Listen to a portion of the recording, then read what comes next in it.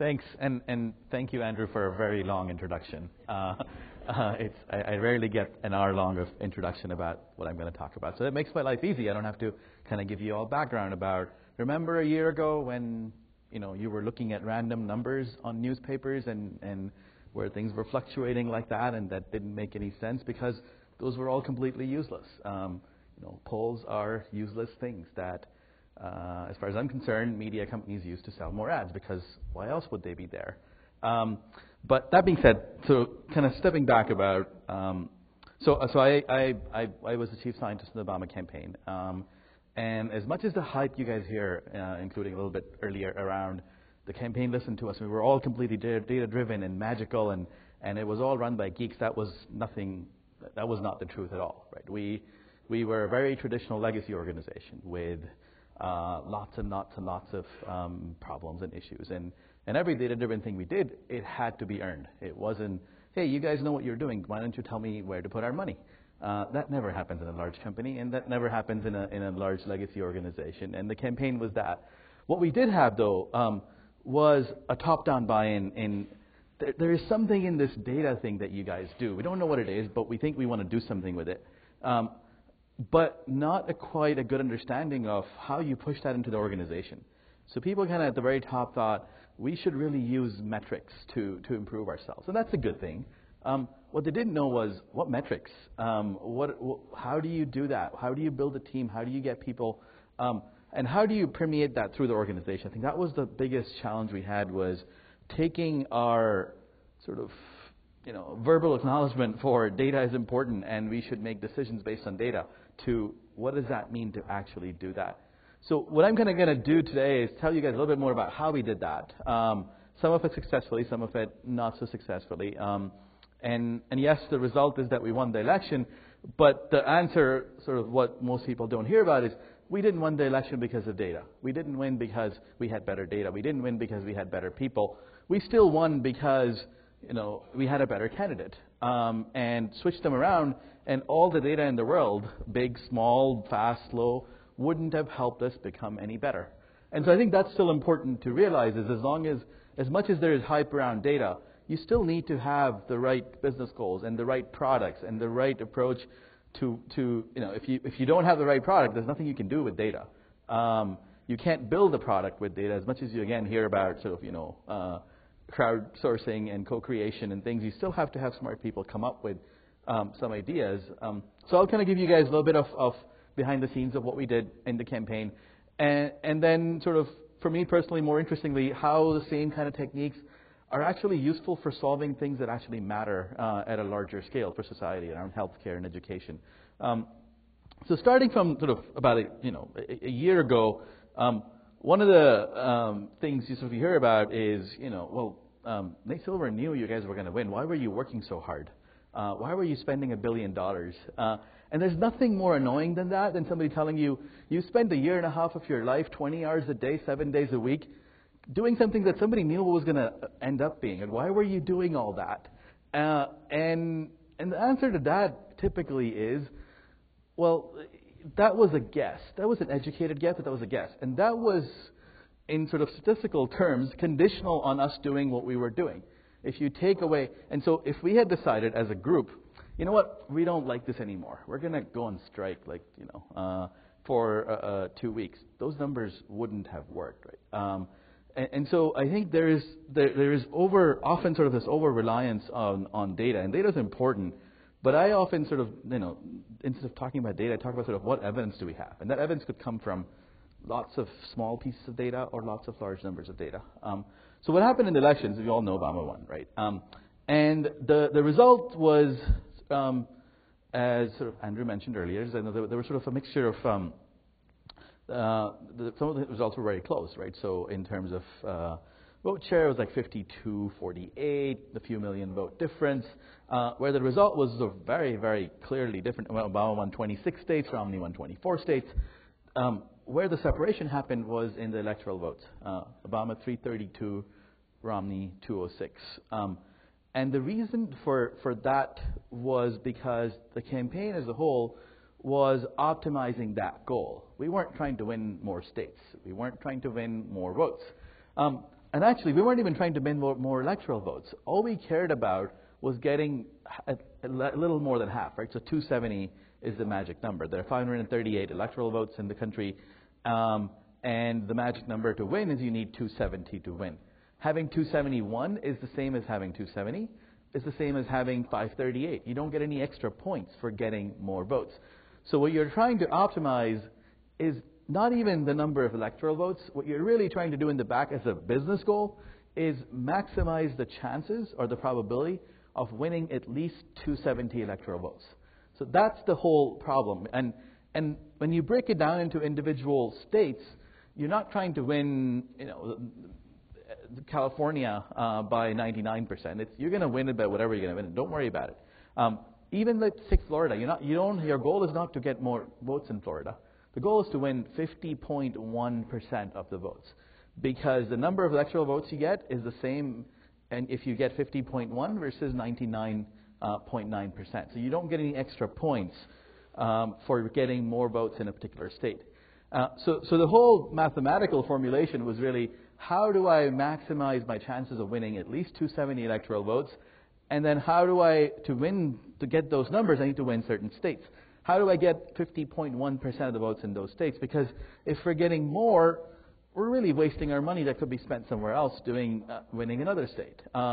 And so the kind of rational, if we were a rational organization, which I call ourselves sort of slightly semi-rational. So in our semi-rational world, what we were doing was looking at, if I have an extra dollar, where should I put that dollar that most increases my probability of winning at least 270 electoral votes? And so every time we would do fundraising with extra money, we'd figure out, where am I putting that money? Now, we weren't completely rational, so we still had lots of people say, well, my state is more important. You can't take money away from my state, because if we lose my state, we're going to lose the election, even though the numbers show, no, your state isn't that important. Democrats have always had this fascination with Florida. They want to win Florida. So they're often, not very rational about allowing Florida to not be a swing state. Who cares? Let Florida go. We can still win all these other states. So we sort of often would have these battles and fights between the people from different states and the people who are sort of kind of looking through the numbers and saying, no, it doesn't really make any sense. And to complicate things further, people often had access to bad data, which is these public polls. Public polls were most of them were completely wrong. And looking at that data, you sort of always thought it was either too far. Even the Nate Silver numbers were, the elections were much closer internally than those numbers appeared. And those things would annoy us internally, because we would often hear about, oh, well, you guys are winning. Why do you need more money? Like, no, trust me, we're not winning as much as you think. And basically the summary of the election was, the election started and things were pretty close in the beginning.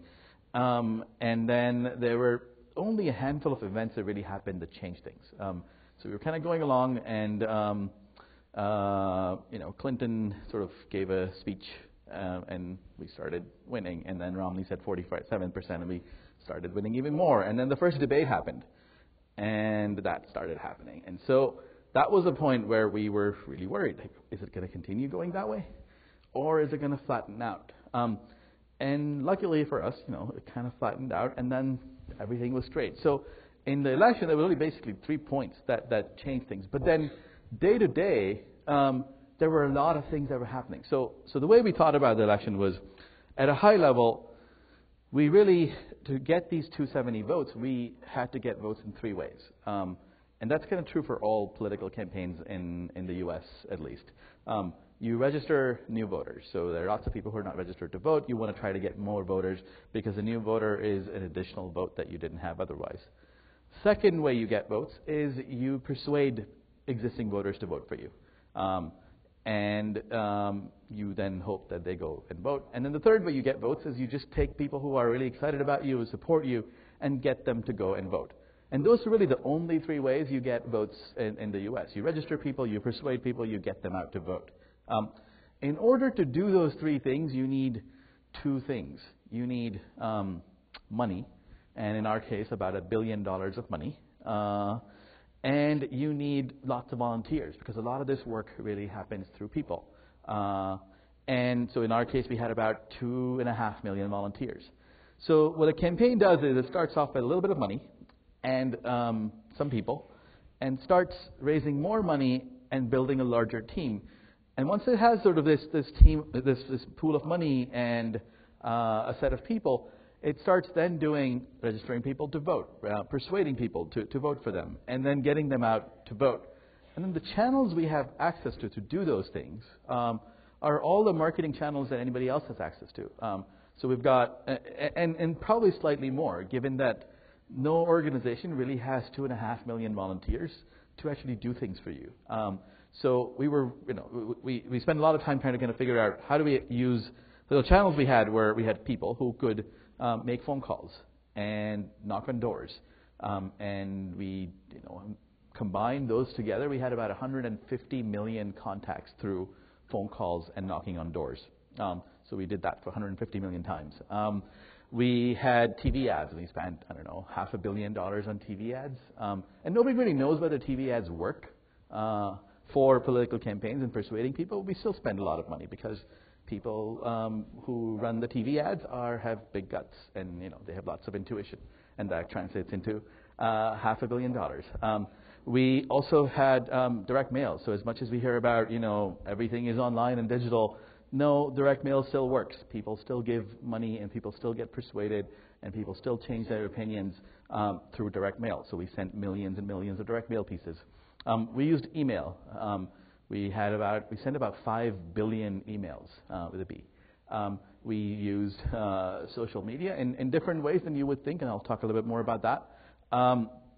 And we use online ads and all sorts of things.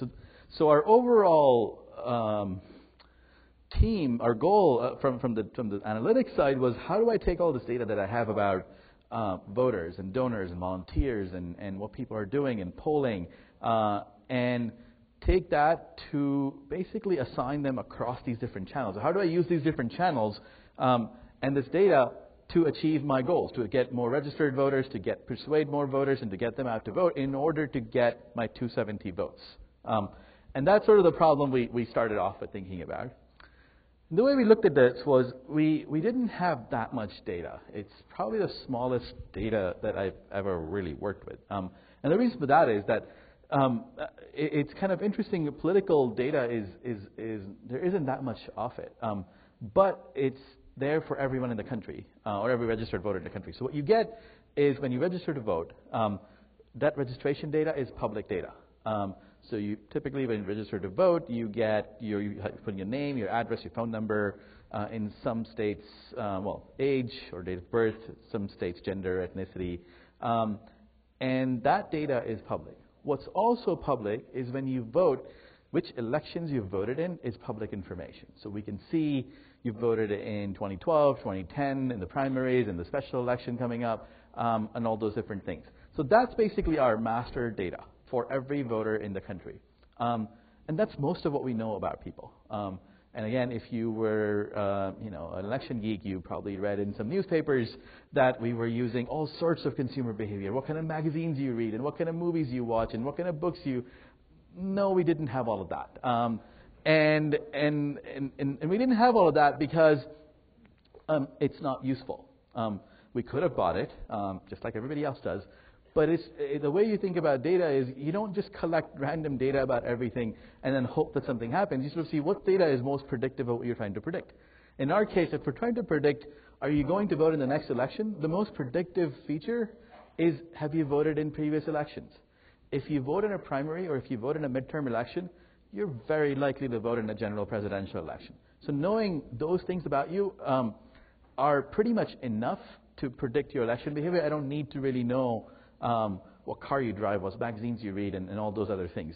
So that was sort of our main data source. In addition, we collected data from people who interacted with us in some way. So if somebody gave us money, we had more information about them, how much money, what channel, if somebody volunteered with us, if somebody was subscribed to our email list, what did they do, if somebody had authorized their app on Facebook, we had data about that. If we called somebody, asked them, hey, who are you voting for, or would you like to volunteer, and they told us yes, no, maybe, we took down notes. And that's kind of what our big data source was. And we used that to really figure out two things. Actually, we did three things. One is, we use those numbers to figure out how are we doing. And that's basically our internal polling. So we spend a lot of money polling. And we still use phones for polling. We called people. And that was by far the most reliable source. And that was reliable because we weren't just kind of calling random people. We were calling very specific people. And when somebody told us, yes, I support Obama and kind of likely to vote, we would take that and adjust those numbers through every person and figure out what that meant overall as a population in the states that matter. So we would use that to figure out how likely are we to win that state, but then more importantly, we would use that to then make our next allocation decision of where are we putting our money based on that? Where can it move? Where can our money move the probability the most? So that was sort of one thing we did. The second thing we did was really figure out who are the people we are targeting. We have limited resources. Yes, we have 2 million people, and yes, we have, hopefully, in the beginning, we weren't raising that much money, so eventually we had money, but most of the election campaign, we didn't have a lot of money. So we were trying to figure out, in our limited resources, who do we target, and how do we allocate our resources most effectively? And for that, we had a few different things we were doing. One was we were looking at every person in the country, and when I say country, I mean swing states. And so most of you don't really are part of the country that. So for any political campaign, when they say the country, they really mean swing states, because you don't really pay attention to the non-swing states because they don't really affect you in any way. Now they are a good source for raising money and getting volunteers and all those different really good important things. But as far as getting people to vote and persuasion is concerned, you're only looking at swing states. So we looked at the swing state and we took every person and predicted three things about them. One was how likely are they to support Obama? And we called it sort of internally support numbers. So we would have everybody in the country scored between 0 and 100. 100 was very strongly supportive of Obama, 0 is very strong Romney, and then everybody, was in the middle somewhere. The second number we really cared about was how likely is somebody to be persuaded to vote for Obama, and that we called sort of our persuasion numbers. And I'll tell you a little bit more about how we figured those things out. The third number that we cared about, that we predicted for everyone, was how likely is somebody to vote in the election. So it doesn't matter what side, just vote. And that's what we call the turnout number. So those were the three numbers that we used to then figure out how do we target you, and what do we target you for, and how often do we bug you, and how often do we call you. And if you were the lucky person who was sort of, you are the most persuadable person in this country, in the swing states, you're going to keep getting calls from us. If you're the kind of person who is a total, the 0 score of support and doesn't support us, and has 0 turnout score, so you're a Romney supporter and you're not going to vote, we're not going to bother you. And so if you can figure out, if you guys were getting calls or letters or emails, if you want to sort of move towards that side, you won't get bugged from either campaign. And that might be actually a service you can provide. Like imagine that if you want to opt out of these things, you can opt out, or you can sort of get your data at a place where, what's the best place to avoid these things. But so the way we got those numbers was the first number was relatively simple. We wanted to figure out who you support. So what we would do is take a sample, call people, ask them who they supported, take that data in, and then build a model that's predicted everybody else's support and scored everybody else. So that's kind of relatively straightforward, where we would do calls in different states, and then figure out who are the people, ask people, do you support Obama or Romney, and they would give us something on a 5-point scale, and we would take that data and predict that for everybody else. And that was nice. The second number was how persuadable are you, was much, much, much harder. Because in order to sort of build these predictive models, what you need is some sort of historical data, if you're forecasting things, some sort of sample that told you the right answer. So in the case of support, how likely you ask people and they tell you. You couldn't just go and ask somebody, hey, are you persuadable? Because, they're not going to tell you the right answer, obviously. You couldn't even sort of do some sort of a survey that told you if they're persuadable. So we didn't really have any data, and that's often a problem in a lot of places where, yes, everybody talks about data, but there isn't data about every possible problem you need to solve, and that was a huge problem we needed to solve, and there was no data, any kind of data. So what we did was we thought, well, let's create that data. So as important as data is, you sometimes need to figure out how the best way of creating data is. So what we did was we ran experiments. So the experiment was we would go out and talk to people and do surveys and polls and figure out how much somebody supports Obama. And then we asked volunteers to go out and persuade some of those people. Talk to them about the healthcare policy, talk to them about the economic policy, talk to them about the jobs policy. And then a couple of weeks later, do another poll. So we would take these people, ask them what they thought about Obama at some point in time, do persuasion, actually persuasion, which what you would do in the election anyway, to a subset of those people, and then take a subset and ask them again a couple of weeks later how much they support Obama now. And what you notice is some people increased their support of Obama when they heard about these things. Some people decreased their support. And so what you could do with that is now that's new data, and we took that data and built more predictive models, and that's going to be a theme, sort of, because we're trying to predict behaviors of people in the election time, to predict how likely is somebody to be persuaded when sort of somebody talks to them about healthcare policy or economic policy or jobs policy. And what we could do then is take that model and take everybody else in the country and score them between 0 and 100, where 100 is the person who is the most persuadable and 0 is the person who's sort of not persuadable at all, and then there are sort of negatively persuadable people who you don't want to talk to because that's going to be bad for you. So we kind of chop them off, not literally. So now you have sort of the second number. So you've got the support number, which you know who's they're supporting, and then you've got the persuasion number, which how likely they'll be persuaded. Now the third thing you have here is how likely are they to go and vote? And there's lots and lots and lots of data. And that's one of the sort of the other things is just because, so you have data on every single voter in the country for the past many, many, many elections on which elections they voted in. Now, if you sort of, if you were believe in the all magical power of data being able to do everything, like that's a lot of data, that should be an easy problem. You know everything about everyone in the past, you just need to predict for this time. That's sort of the problem where you have tons of data, but it's not the right data, and sort of just using data blindly will give you the wrong answer. And here's why. So if you looked at the last election in 2008, and you built a model on who's going to vote, who voted in that election, and use that to predict 2012, you would over-predict for African Americans. Because 2008 was a sort of a first time, Obama was running, and the turnout among African Americans was much higher than it typically has been, and much higher than it would have been in 2012. So if you just used that data, you would have been very, very wrong. You would have also over-predicted voting percentages of younger people, because the same reason. That election was special. You can't just generalize from there to the next time.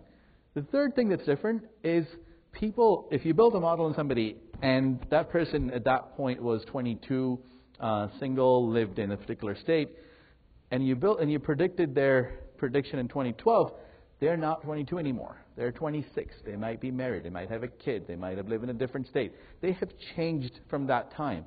And if you just sort of thought that was the only time, you would have completely made the wrong predictions.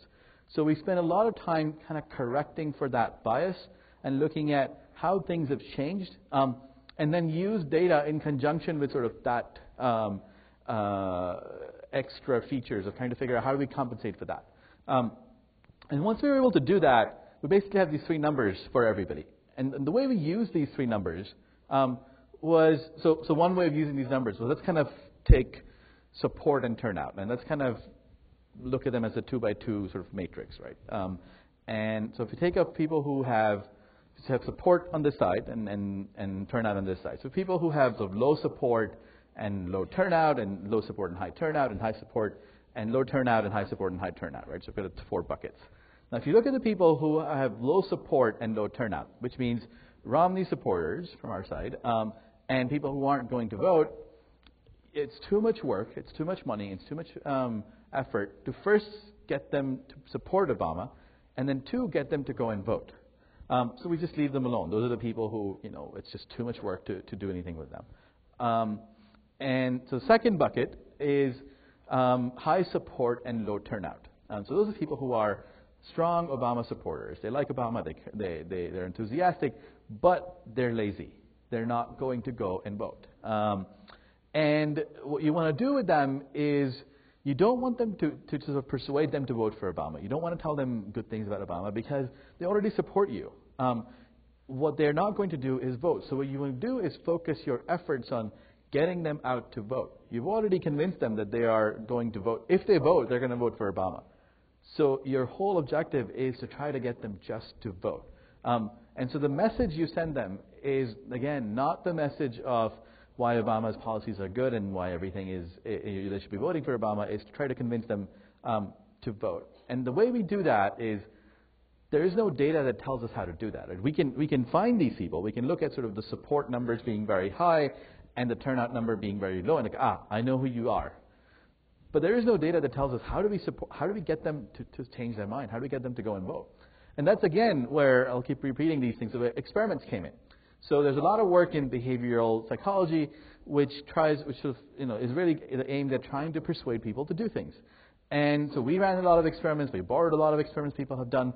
And so one of the simple things that that people have found is if you tell people, so you try two things. One of them being tell people, not many people are voting in your area. Your vote really matters a lot. You should really go and vote. And then compare that to everybody's voting. Your vote really matters. You should go and vote. Turns out this one wins because people are irrational. And they're lazy, but they're also irrational. And so you kind of have to use these things. So what we do is we would then tell people everybody's voting, even though 54% of the people in this country vote. So everybody's clearly not voting. But telling them that works, right? So it's the second experiment and so you try that in different ways. And that's sort of called social proof, where we would take that lesson and implement it across a lot of different channels. We would say things like, hey, if somebody's name is Brian, we would say, hey, Brian, there are 40,000 Brians in your city who have already voted. You should vote too. Or if somebody lives on, 3rd Avenue, like, hey, there are 20,000 people who live on 3rd Avenue who already voted. You should vote too. So we take every person we take some attribute about them that results in a large number of people taking some action, and you use that attribute to convince people that they should do that too. And that works really well. Another approach that worked really well, we found through experiments, was what we call make a plan. And the way it works is a volunteer goes to your house and they knock on your door and you open the door. I'm not sure why you would do that, but people do. And the volunteer says, hey, election's coming up on Tuesday. I wanted to remind you to go and vote. And say, yep, I know it's on Tuesday. Like, okay, do you know where your polling location is? And if you're smart, you sort of say, yeah, I know where it is. And then the person says, okay, so are you going to walk there, drive there, take a bus, the train? And so you start thinking, maybe you know where it is, and you don't. You say, well, I guess I'm going to drive there. And then, you want them to go away. But they keep pushing. Like, okay, so are you going to go in the morning before work, or during lunchtime, or after work? And then you start thinking, oh, I've got an early morning meeting. I have to pick up my kids after work. So I guess I'm going to have to go during lunchtime or sometime in the middle of the day. And so what's happened in this interaction is your probability of voting has gone up. It's much higher after than before. When I say much higher, all we care about is 1%, 2%, 3% higher, because that's the margin that we're trying to. So we're trying to increase your probability by small amounts. Because if we do this 100 million times, enough people will change their mind that on average we end up coming ahead. And so these are the kinds of experiments we would do to figure out what persuades people to do something. And then these experiments would then result in a training script, where a volunteer would then come in and they would go to a local volunteer office and say, hey, I have time, I can knock on some doors and talk to people. Where do I go? And so they would get, if you did that, you'd get a list, a map with houses identified. Those are identified based on the scores we've produced. And the second you get is a script. Here's what you tell them. And the script is really not, you shouldn't exactly say those things. The script is really to kind of give you One, make you more comfortable that what you're doing is actually effective, because if you're just going to go and talk to people, the hardest part is getting people to do something. And we want to help people, but at the same time, the people know how to do these things. So we want to sort of let people start from something and then continue from there. So all of these things kind of get implemented into training scripts, right? All the analytics and all the experiments. So kind of coming back to my matrix.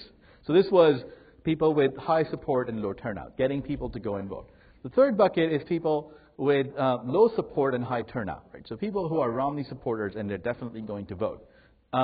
And so what you could do is try to kind of persuade them to vote for Obama. And it turns out most people are not persuadable. And the other thing you could potentially do, which I always get asked, so I have to kind of preempt that, is you could persuade them not to vote. Of course, we didn't do that for many, many, many reasons. One, it's unethical. We wouldn't do that.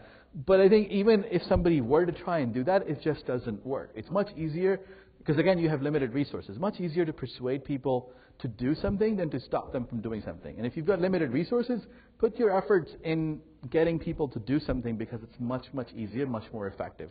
So we didn't even try doing that. What we really tried to do there was look at the small number of people, if they're Romney supporters and they're going to vote, who are the small number of people we can persuade? We don't need all of them. We don't even need most of them. We just need a couple of % of them to switch over to our side. And that's basically all the persuasion campaigns that we ran. Most of the TV ads that we ran were really trying to persuade this small subset. And the way we do that, again, was, as I talked about, we ran the experiment, we figured out who it is that is persuadable, and then every state we had a ranking of people. We had people sorted from top to bottom. So when a volunteer would go in and they want to make some phone calls, they would get a list which is sorted from top, from 100 to low, and they start calling them and trying to persuade them. So we use the same, and when somebody would need to go and knock on doors, it's the same thing. Now the same thing was used to buy TV ads.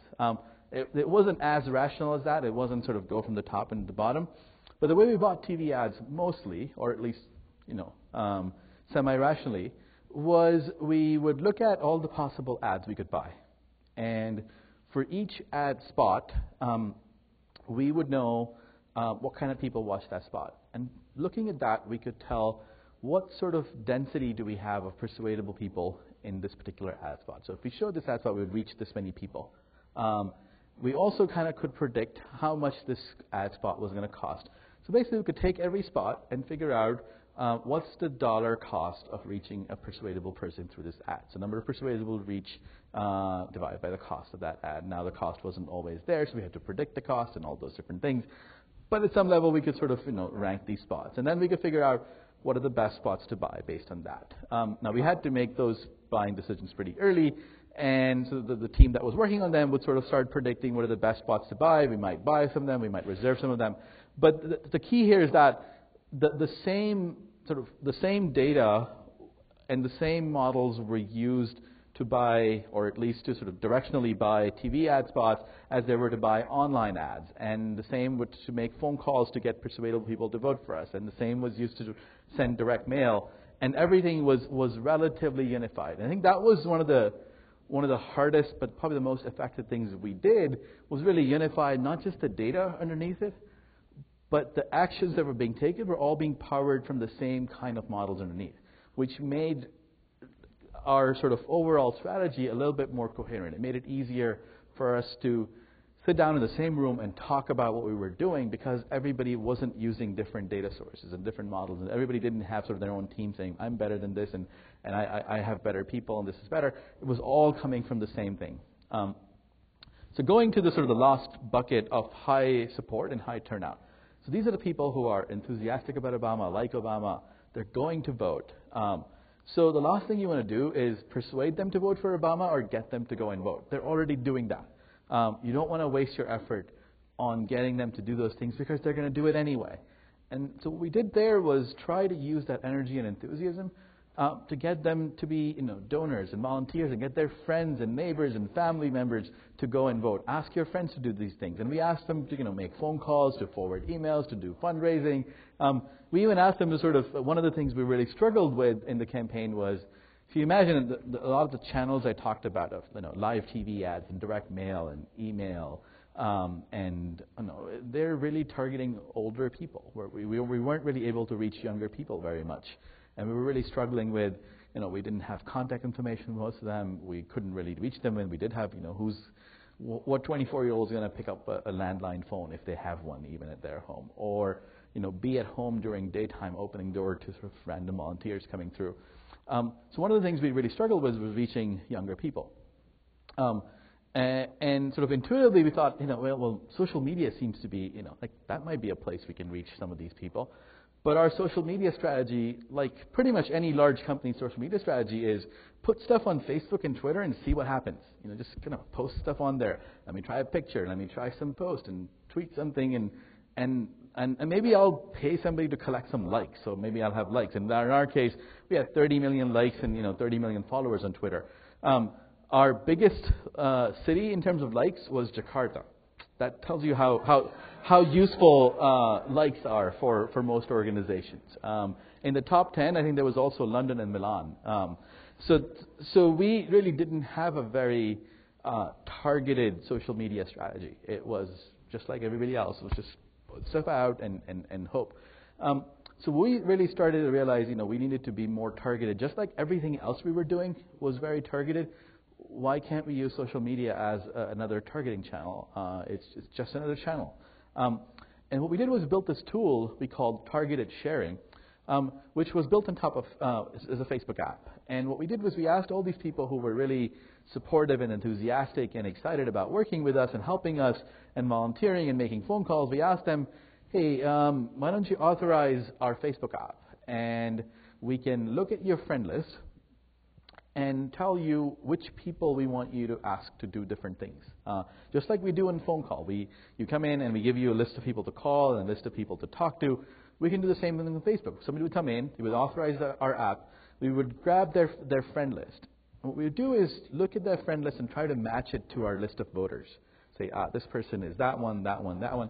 We can only do that about 40% of the people because there isn't that much data on Facebook. You can only sort of get people's names and maybe age and location. So you match some people because if you're John Smith living in Cleveland, Ohio, well, there might be another 10,000 of you there. And so I can't really figure out who you are. But if I can tell who you are, then I know all those other things about you. I know your probability of voting and your support and how persuadable you are. If I can't tell any of those things, I can still build these kinds of models using Facebook data that tells me you're most likely persuadable or you're most likely to be a good target to get you to vote. And so we would take Facebook authorizations, look at your friend list, and kind of start identifying people you need to target. In addition, we would also look at the Facebook interactions between you and all your friends to really come up with, call it an influence score, right? And influence, it's often sort of this, it's thrown around in the social media world as another buzzword. In our case, influence really meant if I got you to ask you to do something, how likely are you to do it? And the way we figured that out was when somebody would authorize it, we would randomly ask them to share things with different people in order to, again, collect better data about who's influential. And based on those random people sharing, we would see what kind of people are clicking back and what kind of people are taking some action based on that. And what we could tell is if you shared something with these people, they're more likely to do something. And then we figured out what's the relationship between you two. Oh, well, you guys have lots of mutual friends. You are co-tagged in a lot of photos. That means you must be living nearby or interact with each other a lot. Whenever you update your status, you really like it a lot of times. Whenever you like something else, this person comments on it. So we would start looking at all these interactions on Facebook and then use that to predict how likely are you to take some action if somebody asked you to. So based on those two things, how influential are you with these people? And then how useful are those people to us for that specific ask, whether it's asking for money or volunteering or getting them out to vote.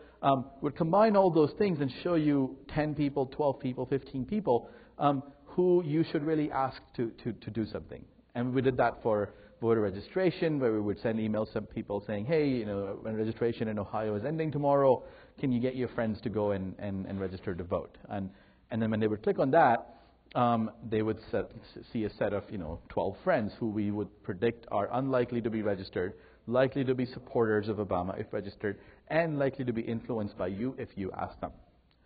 And that tool was, so the initial reaction of people, well, that might be too creepy, looking through all this data.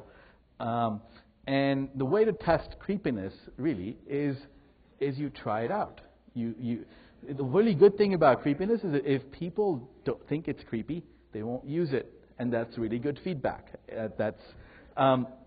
And it turned out we had 1 million people use this tool. And 1 million people isn't very much in our world because we're dealing with the entire country. But 1 million people authorizing an app means we got access to 200 million people in their network. So we could take 200 million people and figure out, these 50 people we need to target for this ask, and these 44 for this thing, and these 33 for that. And then we have to figure out, okay, who is asking them, and what are they doing, and all those different things. And so we could so that was a pretty big number. The second thing we tried was, we tried to personalize things a little bit more. And so one thing we do is if you authorize our app, we would send you an email. And we tried sort of a few different variations. One of them was asking people, hey, your registration in Ohio is ending tomorrow. What can you help us by getting your friends to vote? They would click on it and see this list. Second thing we could do is we could pre-compute this list. And the subject line says, hey, Joe, get Sam and Mary and Tim to go and register in Ohio tomorrow. And the third version of that was the subject line that, and then the email, we would grab their public Facebook photos, the profile photos, and just put those photos in there. Say, hey, can you get these 6 friends to go in and vote and register? And it turned out for every level of extra personalization, the response rate doubled. So people were a lot more engaged as you became more and more personalized. And that makes sense. I mean, how many times would you get an email with your best friends' names and subject lines and their pictures saying, hey, get them to do something? Of course you're going to click on it. But I think it's also the expectation of the other side is I'm giving you all this information. I'm authorizing it very explicitly. You better start using it and making it helpful easy for me to do things because these people are already committed, right? They want to help you. The easier it is for them to help you, the more likely they can help you. So we really kind of pushed a lot, and we got a lot of pushback on a lot of these things. We had to, in the last talk you heard about how easy it was for us to sort of everybody, we were in the center of everything. Well, not really. We had to really earn every single action that was taken because of us. We had to prove everything. Everything was done through experiments. We ran a lot of experiments around how often should we email people, and we had a lot of pushback when we found that if you email people a lot more, they give you a lot more money. We even found that if you email them one more time in a given day, an incremental email in a given day gets you 15% more money. And if you're raising $1 billion, 15% is a huge number. And there was a lot of pushback on, well, but what if they unsubscribe or they don't vote for us? Like, well, how about we have a holdout group that sits on the side, and if something happens, we'll notice it here. Like, but if we do that, we'll lose money on these people. So we ran experiments where we figured out that the amount of money we ask you, and then we can raise our fundraising by about 18-19% by asking for just the right amount and upselling you there. And we found that we did a lot of things through a lot of it was experimentation. It wasn't just data sitting there that we were able to just analyze and then tell people what to do. It was really proving that doing it this way was better. And we were really lucky that we had a year and a half, we had 4 years, but the campaign really started a year and a half before the election. If we didn't have that much time, we wouldn't have been able to do anywhere close to this work because we had to kind of build our infrastructure and then prove to people over that time that this way of doing it was more effective. And even then, there were sort of lots of challenges there. So I don't have a lot of time left. What I kind of want to end with is the general process we basically used in a lot of these problems in the campaign was taking data about people and then predicting risks of doing different things. So predicting their likelihood of voting or supporting us or being persuaded to vote for us. And a lot of it was, and then kind of using that to design experiments that persuaded them to change their behavior. Because often if you hear talks from vendors and different kinds of people who play in this space, they all talk about predictions. And predictions are important. Nothing against predictions. We can keep predicting what's going to happen in the world. If you can't do anything about it, you're kind of just sitting there watching, like, see, I told you it was going to happen. See, I told you these things were going to happen. And what's the point? You're just an observer. And I think what we did that was sort of actually interesting, this whole stuff, was that we were able to take those predictions and then use them to design experiments to actually change people's behavior. Getting people to go and vote, getting them to be persuaded to vote for us, getting them to register to vote. If we couldn't do that, we'd be just like the polling people on the Silvers, kind of sitting there like, hey, see, this is what's going to happen. If you can't change people's behavior, there is really nothing you can, you can't influence any changes, and that's only sort of a part of the prediction is only part of the problem. So, and I want to end with a couple of quick things about, the same kind of approach. If you sort of think about it, that's kind of what everybody is really focused on. And all the sort of our big problems that we're dealing with, so a lot of the things I'm dealing with now is working with, at University of Chicago, with lots of nonprofits and government organizations. And kind of taking the same framework and saying, let's take education. So there's this big problem, it's called undermatching, where there are these kids who are smart and they do really well, but and they're capable of sort of going to a really good 4-year college, but they don't even apply to college. And there are lots of reasons for that. They don't know where to apply. They think it's too expensive. They have never heard of anybody who's gone to college, and there are tons of them. And so what they end up doing is not apply to college, or they apply to a local community college and graduate at a 13% rate. So one of the things we did this summer, a part of a larger program, was sort of work with a school district in Arizona where we did two things. One is look at all the data they had about their kids and their college behavior and applications, and predict who are the kids at risk of this behavior. Who are the kids who are likely to do well in a 4-year college, let's say a top-tier 4-year college, and also likely not to apply to a 4-year college, and also likely to sort of apply to a 2-year college. And what you do have is you can now make that list, and same as the list of people who are persuadable, you have this list for every school. And what we then did was kind of gave this list to the school district people, and what they were started to do was, one, start talking to these kids.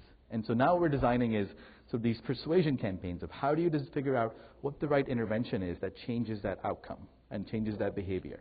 And the same kind of thing applies, this is sort of one quick example, but the same kind of idea applies to a lot of different problems we deal with today around public health, where if we can take data about people and predict their risk or likelihood of some sort of disease, some sort of problem, and then design intervention campaigns that change that behavior and change the outcome. Same for sort of environment and sustainability, where there are certain behaviors.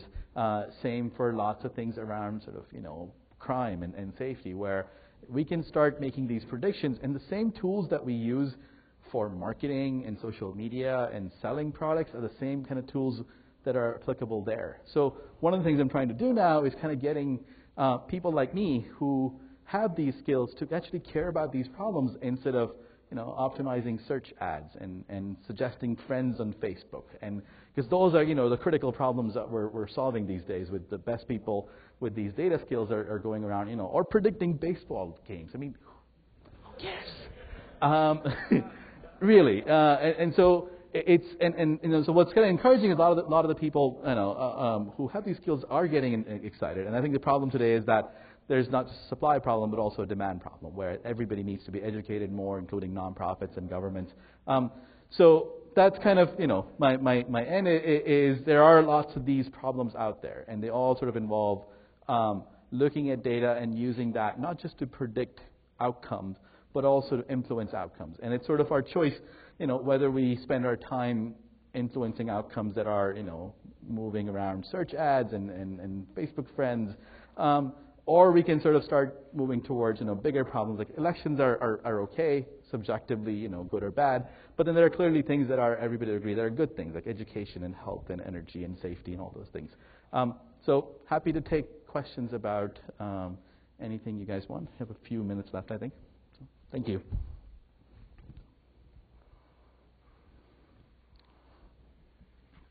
Good morning. I just wanted to know if you had any idea on the other side, when Karl Rove was so sure that his data was right in Ohio, what actually happened there that we could learn from?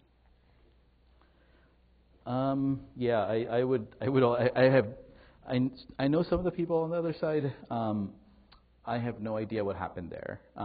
The data, the data could not have shown that, and so it's either, I have no idea. All I can do is make up.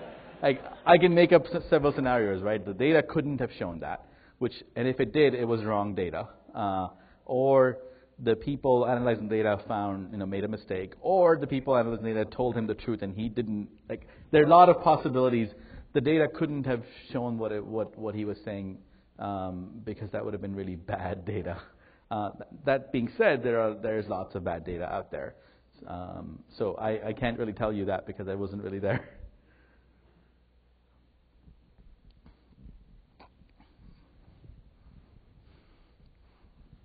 So it sounds like you created a big machine. You said you had a year and a half to get this infrastructure set up and running and going. What happened to the machine? Is it still running and going and being used today for other purposes? And when the next election comes up, it just keeps going, or start all over again? You clearly don't work in politics, right? Machines. Nobody actually works in politics, sir. Ah, you do. Okay, so then there is no machine. There is a hodgepodge of components that have been tied together just to last till election day, and then election happens, and the fuel, the money that was powering that hodgepodge goes away. The people around it go away. And then you start again. So that's sort of the cynical version. The more slightly correct version is bits and pieces of it exist at the DNC. Bits and pieces of it exist at this organization called the Obama for America campaign that doesn't really officially exist anymore, but they own certain things. There aren't any people who know how to deal with it. And that's been the case pretty much every election. Things get built and then they get dismantled, or they're more likely rot. And it's just so some of it exists, and some of it will probably be used in the next elections, which is next year.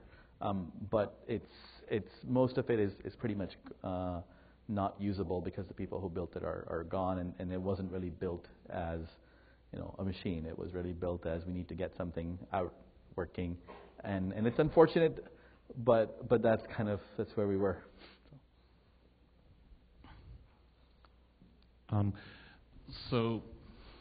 Looking to make a prediction with regards to each presidential cycle, I think Clinton kind of started a little bit at the last election with kind of demographic and slicing. Then Bush became more sophisticated, and then Obama got credit for the whole social media and all that. The next, can you predict what's going to be the thing for the next election, or where do you see it going again? The starting off point for the next election is where you finished off. So, okay, this is basic operations starting now, but they'll hype it up. And where does that go with what we're doing with data? I think the tricky thing in elections is that, sort of related to the last question of, it's not as if you built something and now the next version of it is improving that. So you're right, the Clinton kind of started the first little bit of that, but really Karl Rove was the person who really started the use of data in presidential campaigns. And we were able to do a lot more because we had more time. Incumbency really matters, and that was really our huge advantage. Next time around, there is no incumbency on either side. And that's going to be a big problem. That potentially means that you don't start from where you left off. You start from much, much earlier, because you don't have that infrastructure, because you don't have access to the party resources unless the nominee is there. And so you can't really use that infrastructure until, if the primaries go on till June, May, then you have 4 months left. If the primaries finish early. So my prediction sort of is, one, whoever finishes the primary earlier is going to be at a much, and that's kind of obvious advantage, because not just because of, people think of it because of fundraising, because you have more time to raise funds when you nominee. But more important than fundraising, you can actually build an infrastructure. Because if you gave me $1 billion in September in 2 months, I can't do anything with it. I can't build a team to build an infrastructure. But if I knew a year ahead that I was going to be doing this, then I can build something. So I think it's not clear that they're going to be better next time, because they might not have enough time I think what's going to happen, what's going to matter a lot is what happens in the next sort of couple of years, right? If the parties decide that they really want to invest in infrastructure, which they might decide that, but at this point, Republicans are doing a lot more than Democrats, because Democrats are still sort of, a little bit happy about winning the last election, and they've sort of drunk some of the Kool-Aid of we have better technology, and Republicans are saying we really need to catch up, which is what happened last time. So I think my prediction is that the data is going to be, of course, part of this process. Both campaigns, just like this time around, they were both data-driven. They both had people who were working on analytics. What's really going to be, I think, a lot. My prediction is that things are going to be a lot more personalized. I think right now we're still in the world of kind of say the same thing to a lot of people the same way, and I think politics is one of the few places where in the marketing world people have been talking about one-to-one marketing for 10, 20 years, and it really hasn't happened because the technology and the data and the technology exists, but the channel doesn't exist. It's very hard to talk to a customer in an individual level, and it's getting easier and easier, but it's still been traditionally hard because you still buy things in a physical store, and that's really hard to do one-to-one. In politics, it's always been one-to-one. The channel has always been there. The 2 million volunteers doing 150 million contacts, it's an individual channel. You talk to a person, you call a person, and the fact that that's there means that as soon as they catch up with technology and sort of informing these interactions and making them personalized, the channel will take over. So I think that's probably the biggest change that's going to happen, whether it's on digital or offline. It's that interactions between political campaigns and the voters are going to become more personalized, but they're also going to become a lot more distributed and decentralized, right? Because what we found was that the best way to persuade somebody was not Obama saying something or the campaign saying something, but people just like them, their friends and neighbors and family and all these people telling them why they support Obama and why they should vote. And I think technology and data is the way to scale that personalization. So if you can empower individuals to be advocates and turn sort of your supporters into advocates, this is true for other organizations as well. And I think that's going to be what people focus a lot more on than sort of large, mega goals and bigger campaigns. It's how do you do personalization better, and how do you empower your supporters to turn them into really effective advocates. You focus a lot on this personalization aspect, but how much does the aggregate of that then drive the message that's coming out from the candidate? Yeah, I mean that's an interesting question. As much as you talk about personalization, what you can't do, in sort of 20 years ago, people could say one thing in one corner of the country and say a separate thing, and nobody would really find out, and you can't do that. So now you're basically have a single frame, and you're trying to sort of amplify it in certain ways, and I think that becomes tricky for traditional political campaigns where you have to have your one message, and it may not really work. And I think that's going to become less and less important. As I said, I think what's going to happen is you're going to have that big message really mobilize your first level of supporters, and then they will do the last mile. They'll go out and talk to people and kind of use all the information you're giving them to really use their relationships and what they're really good at, which is kind of what, it's what is sort of the perfect computer-human interface, where computers are really good at scaling things, but they're not good at the personal interaction. So if you can use computers and data to really give these people the right tools, and then they go out and do the last thing, I think it's going to be less about a campaign giving a big single message. It's really more how do you empower these people, and they're going to come up with their own narratives, and then you take that back into your organization, sort of use that to echo it back and all those different things. I think that's really where things seem to be going with at least the direction we're seeing here.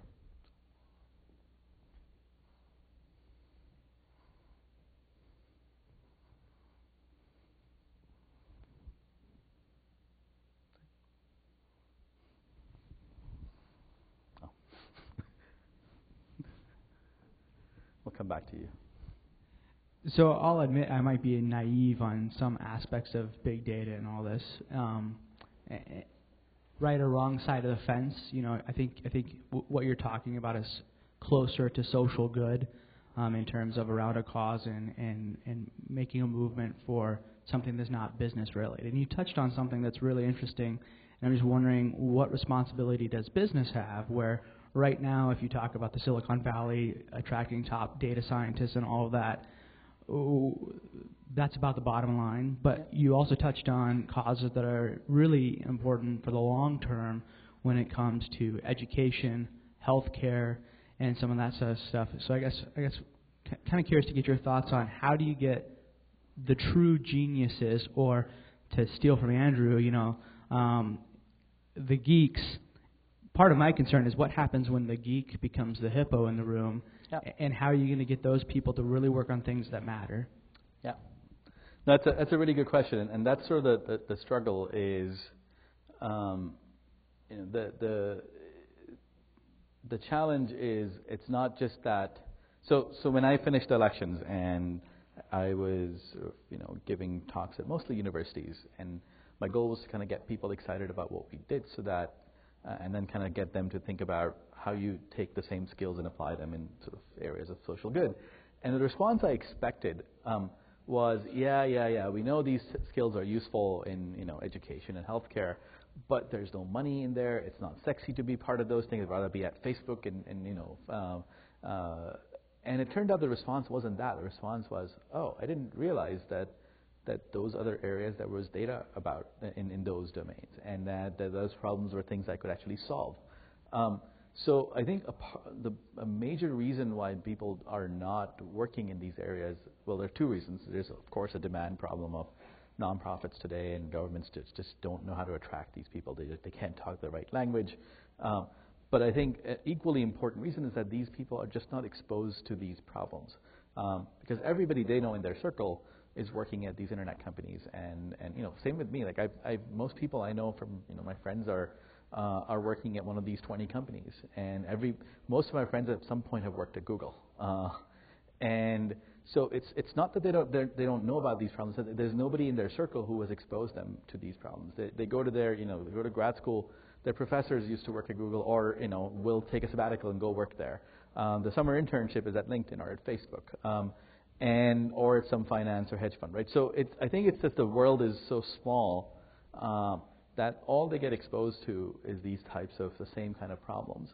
And once they start getting exposed to these other problems, so this summer I ran a program called Data Science for Social Good, and I got about 40 students from around the country, mostly grad students, to come to Chicago at the university, and we partnered with about 15 nonprofits and government organizations to design real projects that they're working on to have these kids work on throughout the summer.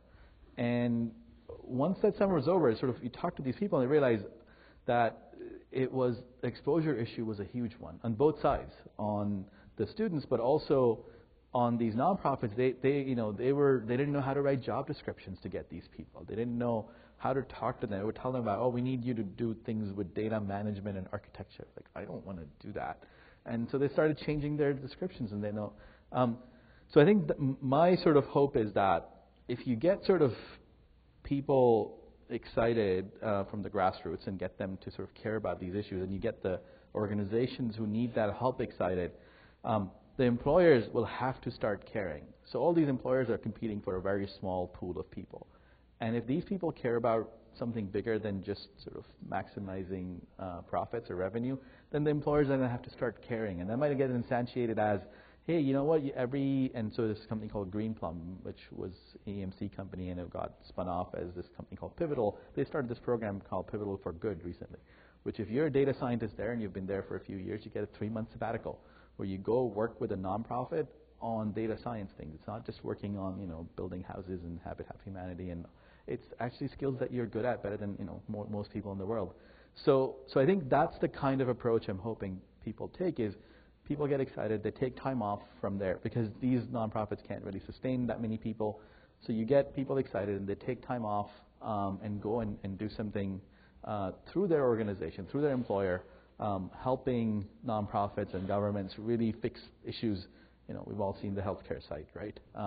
Like that needs to be fixed, and on the exchange state. But that being said, there are so I think that's the way I'm hoping things really start getting fixed. Is people get more exposed to these problems, they start caring about them, their employers start caring about them, and they start sort of using it as a recruiting tool even. I don't really care how it gets done, even if it's a carrot for, hey, we're better because we let you take a month off and work with something that you care about.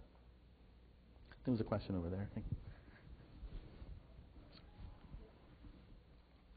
Ready? Okay.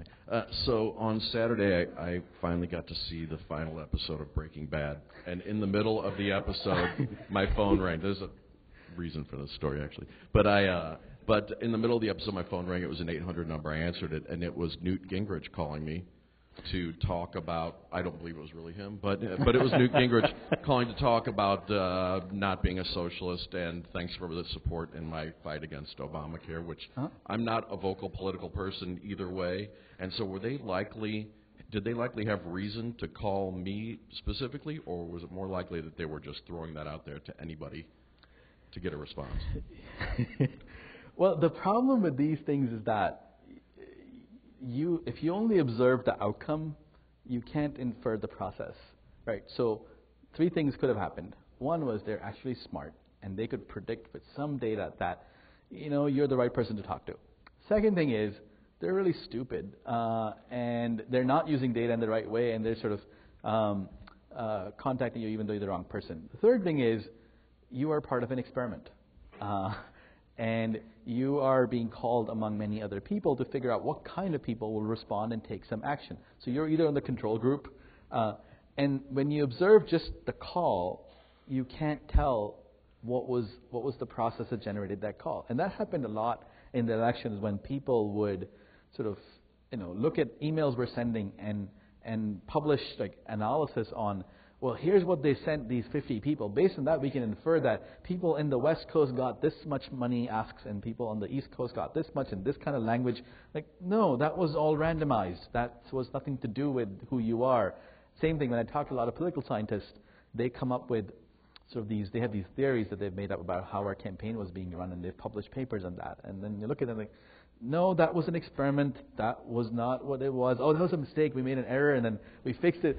And you look at their faces, and they're just shocked. Like, oh, God, I spent all this time analyzing this data, and I don't know how it was generated. So the short answer is it could be smart. It could be you're not going to know just by looking yourself. And the only way you would know is if you pooled that data. So if you sort of everybody who was getting these calls started putting it in one place, saying, hey, I got a call, I got this call, somebody told. And so, if people really want to know, and so one thing I talk about is, people often talk about data privacy. I would talk about I often call about inferential privacy, which is not what you know about me, but what can you predict about me. Like, so when you go and ask Google to show me your data, I don't care what data you have about me. Even if you only knew my first name, you could predict all these other things. And I think that's sort of the interesting piece is it's what could they predict about you that made them do that action. And who knows? In Gingrich's case, I don't know, but I can't imagine it being that smart. But there are people. But if it was, Perry, who there have been books on, how his campaign was much smarter, and but there are a lot of people on either side who are using the data in pretty smart ways. Yeah. First of all, I'd like to know if you're going to be around for me to ask you questions later personally.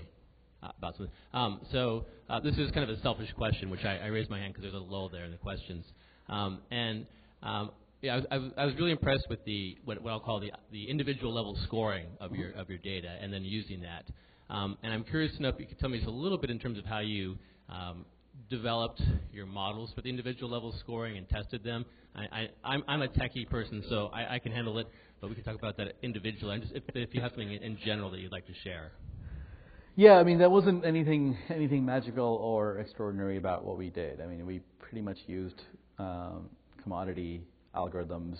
A lot of it was open source. A lot of it things we built ourselves. But there wasn't. It would have been just like taking data about any other. If you were a company and doing marketing, you would build propensity models and then score everybody, and then go out and talk to them. So fairly straightforward. What we sort of spent a lot more time on is really trying to figure out how do we sort of understand what data goes in there and what's the right things to get the people, and then how do we evaluate? How do we know we're doing well? Because eventually, one of the things that's, when we reiterate what Andrew said, was people don't understand probability. And honestly, it's not a very hard concept. And I think our brains are pretty good at that, if we think about it. I think our education system sucks. But that being said, people understand probability. So when we would make predictions about, hey, this person is 70% Obama supporter, and that was given to a volunteer to make a phone call, or they assume, oh, it's a mostly Democrat guy, right? And not that there'll be 30 out of every 100 who will not be Democrats. They'll be Republicans and Romney supporters. So we spend a lot of time training people how to interpret our results so that when they take an action, they're not pissed off when they go talk to a Republican when we said it was a 70% Obama supporter. So we had to be, our constraints were the predictions we were making had to be accurate, but accurate for a few reasons. One is we had to rank people because you're going to go from top to down, so you can't have everybody be, Obama. Well, how do I prioritize them? Which is, second thing was that the probabilities had to be correct, because in one state, if I'm spending more money in a particular state, I only want to restrict myself to 70 and above. And if I'm spending very little money in a certain other state, I only want to restrict myself to 90 and above. So they had to be comparable and correct so that I can stop going down when I've exhausted my budget. So there are a lot of other constraints like that, but those were the key ones. Is we had to be accurate probability estimates, and they had to be ranked correctly, because if you go top to bottom prioritizing, it had to make sense in terms of resource allocation. But happy to talk more offline about that as well. Thank you. Thank you so much. Okay. Thank you. I appreciate it.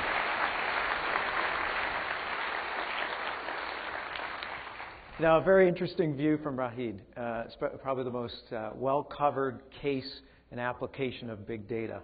And while you get so many messages constantly speaking about big data, how much data, vast amount of data, Rayid really points out it's not just about the volume of data, it's about getting the right data.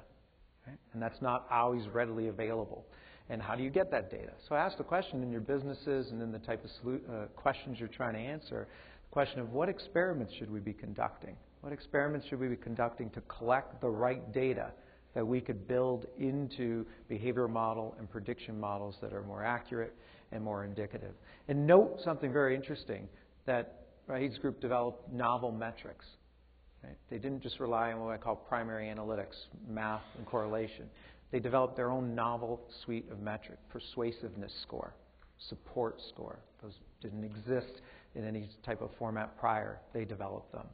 So a critical area. We'll hear a lot more about big data, but coming back to, it's not just about big data, it's about the right data. Sometimes you don't have that data, and running experiments to gather that data. We have a lot of expertise in our organization to collect the right data that could be put into models that predict behavior. There's a significant narrative that underpins the case, and that is understanding an audience. Understanding an audience and understanding that audience's behavior that underpins the example that Rayid spoke of and how they applied it to the election.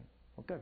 Well, we're ready for a break now. We're going to be serving some coffee up in the same area we had our breakfast. We have a 20-minute break, and then we come back with a special presentation from Forrester and Corey. So look forward to seeing you again in 20 minutes. Thank you.